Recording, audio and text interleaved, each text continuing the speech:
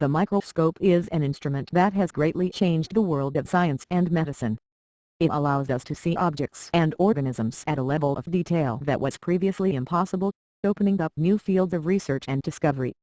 The invention of the microscope in the 17th century allowed scientists to observe the microscopic world for the first time, revealing the existence of tiny organisms such as bacteria and protozoa. This led to the development of the germ theory of disease and the discovery of many new species.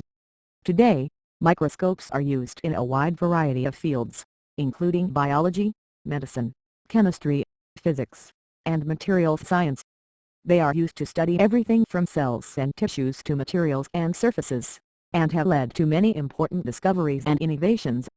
One way that microscopes can be improved is by increasing their resolution and magnification, allowing us to see even smaller structures and details. Advances in imaging technology, such as super-resolution microscopy and electron microscopy, have already greatly improved our ability to see and study the microscopic world. Another area of improvement for microscopes is in their accessibility and affordability. Making high-quality microscopes more affordable and widely available could help to democratize science and allow more people to contribute to scientific research and discovery.